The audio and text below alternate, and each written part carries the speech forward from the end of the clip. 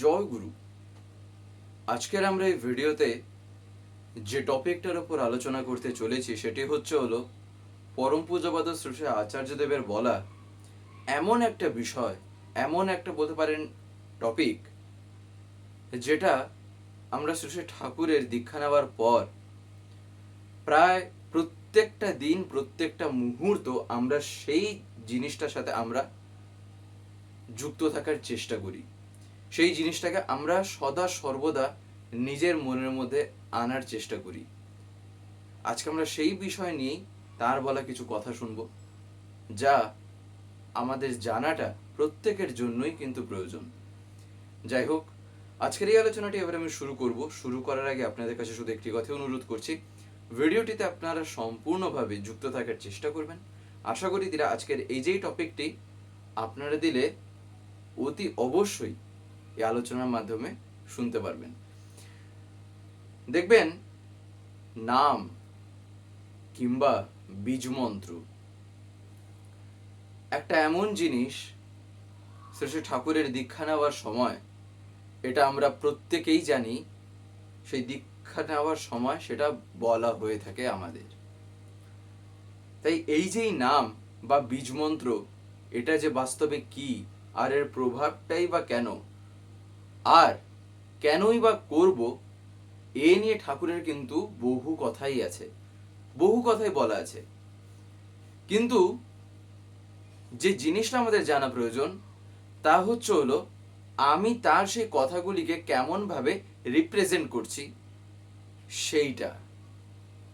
এইখানেই আমরা অর্ধেকের বেশি হয়তো দেখা যাবে আমরা এমন ভাবেই বলি যেন বুঝি এটা হচ্ছিল একটা এমন কিছু ঠাকুর দিয়েছেন যেখানে একটা জাদু, যেখানে একটা ম্যাজিক, এই সব কিছু হবে। কিন্তু এই জায়গাতেই পরম পূজ্যপাদ শ্রী শ্রী আচার্যদেব তিনি বারে বারে একটা কথাই কিন্তু তুলে ধরছেন সব জায়গায়, যে ঠাকুরের প্রত্যেকটা কথাকে জীবনে তা কেন প্রয়োজনীয়, কেনর উত্তর যত মিলবে ততটাই ঠাকুর আমার কাছে এমনই একজন হয়ে উঠবেন, তখনই বুঝতে পারবো ঠাকুর যে কোনো কথা ঠাকুরের যে ফাউ না, আর কোনো কথা যে ঠাকুর একটা হাওয়ার মতন কিছু বলে গেছেন, সেই ধান্দায় যে তিনি বলেননি, সেটা তখনই বোঝা যাবে যত আমি কারণমুখীটা হই। এই কারণে ঠাকুর কারণমুখী হওয়া নিয়েও দেখবেন কত কথা বলেছেন, তাই না? যে সবকিছু কারণটা জানতে হয়। এবারে যেমন এই নাম কিংবা এই বীজমন্ত্র যদি বলি, বাস্তবে আমরা এতে করে থাকিটা কি, একদম বেসিক থেকে আজকে আমরা এটা বোঝার চেষ্টা করি। তার কারণ যেহেতু তার কথা তিনি যেভাবে বলেন সেইভাবে যতটুকু সম্ভব নিজের বলার চেষ্টা রাখা চাই, না হলে বিকৃত হয়ে যায় তার কথাটা। আর কথাটা যত বিকৃত হয় ততই মানুষ সেটাকে বিকৃত ভাব নিয়েও গ্রহণ করে।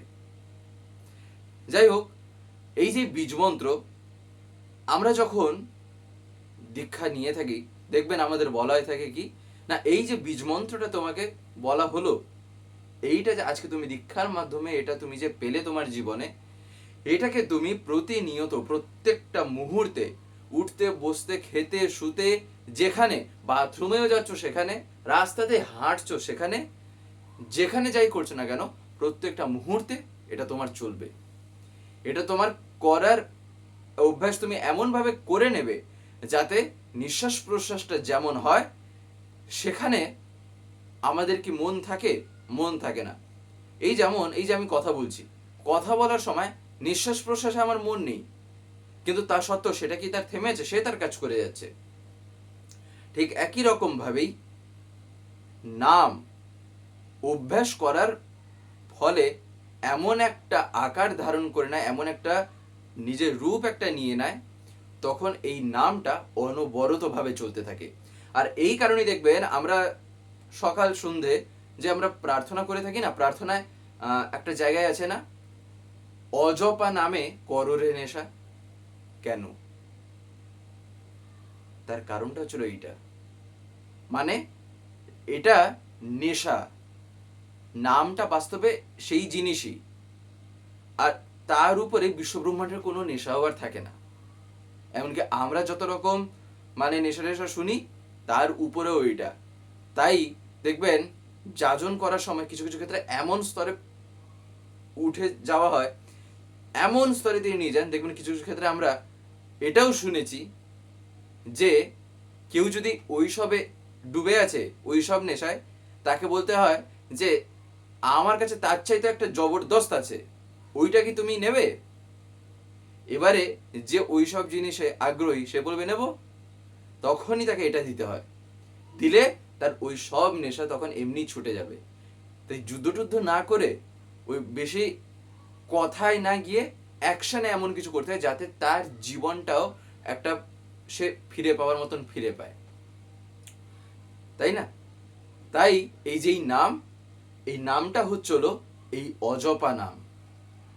অজপা নাম বলতে ঠিক ওই নিঃশ্বাস প্রশ্বাসের মতন, মানে জপ এমনি হবে কি সেখানে আমার মন না থাকা সত্ত্বেও আমার শরীরের মধ্যে, আমার মনের মধ্যে, সব কিছুর মধ্যে তার একটা তখন প্রভাব পড়তেই থাকবে, চলতেই থাকবে। কিন্তু কথাটা হচ্ছিল আমি এটা কেন করব? এখানেই তো প্রশ্নটা জাগে, এখানেই তো অর্ধেকের বেশি জিজ্ঞাসা। এসব করে কি লাভ, কি বা হবে, তাই না? দেখবেন এর আগের এমন কিছু কিছু আলোচনায় হয়তো আপনারা শুনে থাকতে পারেন, আগে আপলোড করেছি। সেখানে শ্রী ঠাকুর বাস্তবে যে বীজমন্ত্রটা আমরা যে পেয়ে থাকি দীক্ষার সময়, সেটার অর্থটা কি আগে সেখানে আমি বলেছি। ঠাকুরের সেই কথাটাকেই বলার চেষ্টা করেছি। তাই সেই কথাগুলি যদি শুনে থাকি তাহলে এখন এই কথাগুলি বুঝতে আরো সুবিধা হবে। আর যদি না শুনে থাকি তাহলে আপনারা যারা যারা চান আপনারা গিয়ে একবার শুনেও নিতে পারেন। এই যে নাম, অর্থটা একটা তো কিছু আছে, একটা কিছু মিনিং আছে। এবারে সেই মিনিং যেটা আছে, এইবারে আমরা আসি কি না একটা লজিক্যাল বিষয়। বিজ্ঞান বলে এই কথাটাই দাদা অর্থাৎ পরম পূজ্যপাদ শ্রী আচার্যদেব বলছেন। এই কথাটাই তিনি বলছেন যে বিজ্ঞান বলে আমরা অর্থাৎ মানুষ, আমরা যদি কোনো একটা শব্দকে, যে কোনো একটা ওয়ার্ডকে যদি আমরা রিপিটেটিভলি অর্থাৎ পুনরায় আর পুনরায়, মানে এগেইন এন্ড এগেইন, যদি আমরা মনে মনে যদি সেটাকে বলি, তাহলে তার একটা প্রভাব আমাদের মনোজগতের উপর পড়ে। আর মনের উপর যখন প্রভাবটা পড়ছে তখন হিউম্যান বডির উপরেও তার একটা এফেক্ট আসে। এইটা বলছে বিজ্ঞান। সায়েন্স এতদূর পর্যন্ত এতক্ষণে পৌঁছেছে, এটা বেশি দিনের কথা না। এইরকমই যে একটা রিসার্চ হয়েছে। তো এইখান থেকে যেটা জানা গেল তা কি না, যে কোনো একটা ওয়ার্ডকে যদি আমরা রিপিটেডলি যদি আমরা বলি তার একটা প্রভাব আমাদের উপর পড়ছে। এটাই তো, এই জিনিসটাই কিন্তু আমরা নাম করার সময় করি, এটা আমরা জানি। আর যে জিনিসটা ঠাকুর কবে থেকে যে অলরেডি দিয়ে দিয়েছেন, সায়েন্স যেখানে এতদূর পর্যন্ত গিয়ে পৌঁছে গেছে যে যে কোনো একটা ওয়ার্ডকে যদি আমরা বলি তার যদি প্রভাব পড়ে, সায়েন্স এতটুকুতে যখন পৌঁছেছে, তাহলে এবারে যে কোনো একটা ওয়ার্ডের জায়গায় যদি আমি একটা মিনিংফুল ওয়ার্ড, এমনই একটা মিনিং ওই ওয়ার্ডটা ক্যারি করে থাকে যেটা আমার জীবন বৃদ্ধিতে সহায়তা করে, তাহলে সেই একটা ওয়ার্ডকে যদি আমি রিপিটেডলি যদি এবারে মনে মনে যদি বারবার যদি ভাবি, বলতে থাকি, তাহলে সেটা কেমন করে আমার উপর একটা এফেক্ট করবে, কেমন তার একটা প্রভাব পড়বে, এখান থেকেই বোঝা যাচ্ছে, তাই না? বিজ্ঞান বলছে যে কোনো একটা শব্দকে যদি আমরা ধরি আর করি, মনে মনে যদি করতে থাকি, তাহলে তো একটা তার প্রভাব পড়বে। বিজ্ঞান যখন এতটুকু পৌঁছেছে, তাহলে ঠাকুরের কথায়, ঠাকুর যেটা অলরেডি দিয়ে দিয়েছেন, সেখানে কি না তিনি তো একটা পার্টিকুলার ওয়ার্ডই বলে দিলেন, একটা শব্দই তো তিনি দিয়ে দিলেন, যেটা এমনই একটা মিনিং আছে, এমনই একটা অর্থ আছে। এটাই একটু আগে বলছিলাম, যেটা অলরেডি এর আগের কিছু কিছু আলোচনার মাধ্যমে তা এসেছিল, যেগুলো অলরেডি চ্যানেলে আছে। তো সেই অর্থটাই এবারে যদি আমার মনে আমি বারংবার যদি আমি বলতে থাকি, তাহলে তার প্রভাবটা না আরো কত বেশি পড়বে। এই কারণেই বীজ মন্ত্রটা তাই, যেটা আমরা জানি ঠাকুরকে ধরার পরে দীক্ষার মাধ্যমে যেটা আমরা পেয়েছি, সেই যে বীজ মন্ত্রটা, এই কারণে ঠাকুর ওইটা দিয়েছেন। ঠাকুর বলেননি ওই যে ধাক্কা, বিরাম, ইতস্তত গতি, বাস্তবে কি একটু একটু একটু করে বললাম, তার কারণ পুরো তো আর বলে দিতে পারবো না, বীজ মন্ত্রটাই তাই। যে এক একটা যে লেটার, প্রথম দুটো লেটার যেটা, সেটা হচ্ছিল ধাক্কা, সেকেন্ডটা ছিল বিরাম, তারপরে যে দুটো আছে দুটো একসাথে কি না ইতস্তত গতি। এবারে এইটা আবার কি হয়, এটারও আবার একটা মানে আছে, আরও যদি আমরা গভীরে যাই। তো এইরকম করতে করতে বাস্তবে ওটা কি হয় আর ওটার মানেটা কি দাঁড়ায়, বাস্তবে ওটা এমনই একটা জিনিস যেটা হচ্ছিল কি না জীবনের সংকেত। আমরা যে বীজমন্ত্রটা বাস্তবে করে থাকি, সেটা ঠাকুর একটা ওদিন বলছেন যে ওইটা হচ্ছিল বাস্তবে জীবনের সংকেত, দ্য ক্লিউ অফ লাইফ। এই কারণেই নামটা করা যায়। আর নাম করলে নিজের ব্রেন সাংঘাতিকভাবে চলে, সাংঘাতিকভাবে তখন দৌড়ায়। তার কারণ ওই যে কি কি আর বলতে পারেন তার কারণটা দুটোই যখন আমার কাছে ক্লিয়ার, তাহলে বুঝতেই পারছি যে কেন ঠাকুর নাম দিয়েছেন। একদিন শ্রী ঠাকুর এই দীক্ষার মাধ্যমে আমরা যে নাম পাই, ঠাকুর একদিন বলছেন যে দীক্ষা মানে অনুশীলন করে দক্ষ হয়ে ওঠা, আর নাম হলো তাই যে ডাকের দ্বারা মানুষ তদ বিষয়ে ইনক্লাইন্ড হয়ে ওঠে, অর্থাৎ আনত হয়ে ওঠে। তাই বলা আছে বীজমন্ত্র তারই দ্যোতক। এই কারণেই দেখবেন এই কথাটা বলা হয় যে বীজমন্ত্র তারই দ্যোতক। এই যে নাম, বাস্তবে নামটা কখন কোথায় গিয়ে সার্থক হয়ে উঠবে, নামটা যে হবে, নামটা কি নিয়ে কাকে নিয়ে আমি করব, যদি না নামই থাকেন। এই কারণেই দেখবেন এটা তাই আমরা শুনতে পাই যে নাম আর নামই অভেদ। কিন্তু কেন অভেদ?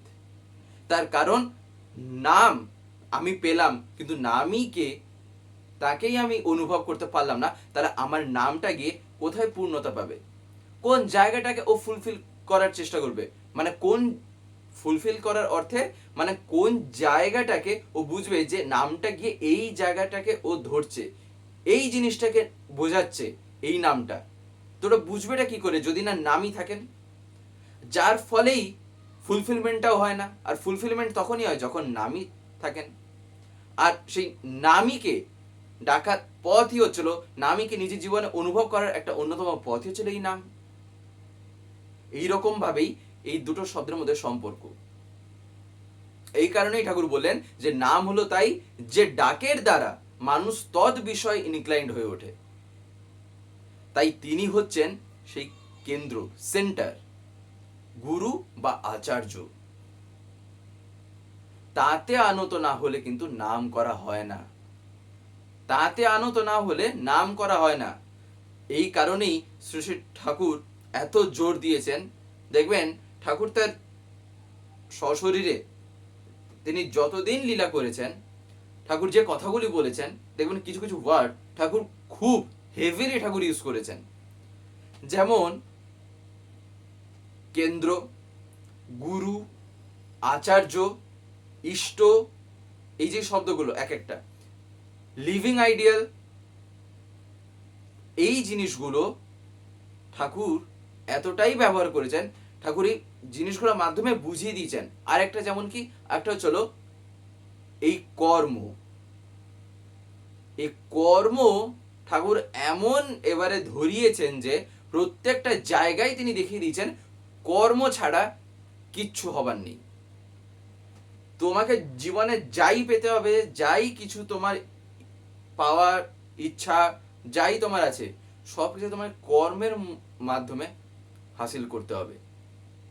এমনকি এই যে ঠাকুর যে নামের যে এত মহিমার কথা বলেছেন, নামের এত কথা বলেছেন, নাম নিয়ে, বীজমন্ত্র নিয়ে, এই যে এত কথা, এই সব কিছু কিন্তু তখনই আমার মধ্যে সাড়া দেবে, তখনই আমার অনুভূতিতে এসে ধরা দেবে যখন আমি নামটা করব।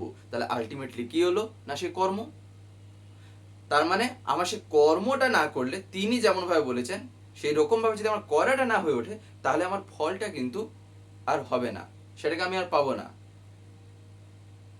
দেখবেন ঠাকুরের কিছু কিছু যে বাণী বই আছে, বাণী বইতে কিছু কিছু বইতে প্রথম দিকে ঠাকুর একটা জায়গায় ঠাকুর দেখবেন নিজের হাতের লেখায় একটা কথা দেওয়া আছে।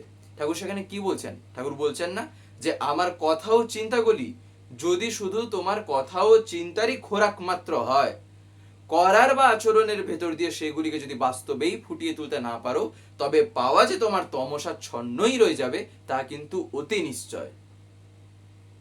তোমারই আমি। তো এই যে পাওয়া যে তোমার তমসাচ্ছন্ন, সেখানেই আচ্ছন্ন হয়ে থেকে যাবে, তমসায় আচ্ছন্ন হয়ে থেকে যায় কি না পাওয়াটা।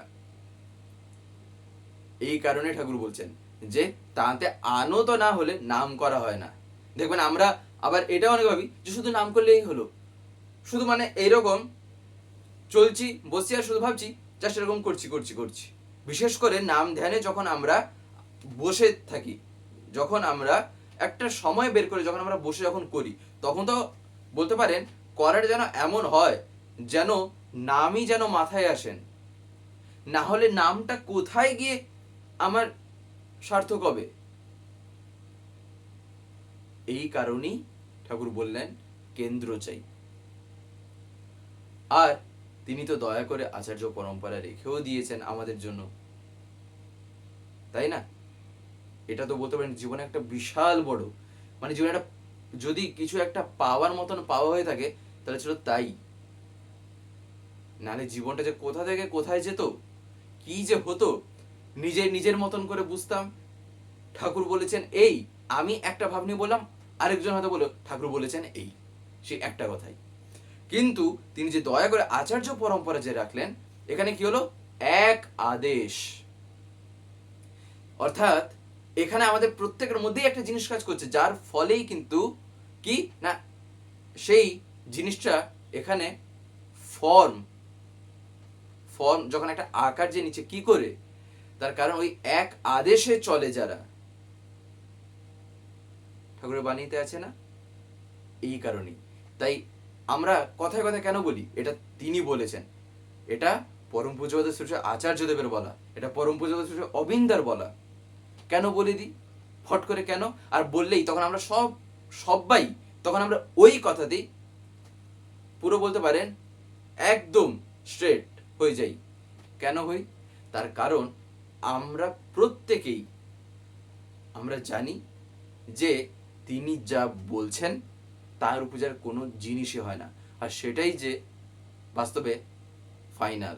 তার কথা মানে তার কথার উপরে কোনো কথা ভাবাটাও হচ্ছিল পাপ, এমনই জিনিস, তাই না? এই কারণে আনতি ও নিষ্ঠার সাথে নাম করতে করতে নামের ট্রেটস অ্যান্ড অ্যাট্রিবিউটস অর্থাৎ বিশেষ লক্ষণ আর গুণ সমূহ তখন আমার মধ্যে জাগ্রত হয়ে উঠবে। ঠাকুর নিজেই কথা বলছেন যে আনতি আর নিষ্ঠার সাথে নাম করতে করতে নামের ট্রেটস অ্যান্ড অ্যাট্রিবিউটস তোমার মধ্যে জাগ্রত হয়ে ওঠে। তাকে যদি ফলো করো, তাকে যদি ইমবাইব করার চেষ্টা করো, অর্থাৎ অন্তরে যদি গ্রহণ করার চেষ্টা করো, তাহলে তোমার ভিতরে যদি কোনো অবগুণ থাকেও তা ভেঙে টেঙে সব ঠিক হয়ে যাবে। এই কারণে দেখবেন পরম পূজ্যপাদ আচার্যদেবের কাছে এমন বহু নিবেদন আসে, প্রতিনিয়ত এমন কিছু কিছু নিবেদন আসে যেখানে এই জিনিসটা ধরা দেয়। এই যে কিছু কিছু অবগুণ নিয়ে অনেক মানুষ এসে বলে, তখন তিনি যা বলেন না, শুনলে গায়ে তখন কাঁটা দিয়ে ওঠে। তিনি তখন একটাই কথা সবাইকেই তিনি যার যার বৈশিষ্ট্য অনুসারে তার মতন করে তিনি বলেন, যেটা বলে সে ওই মানুষটা যাতে ধরতে পারে।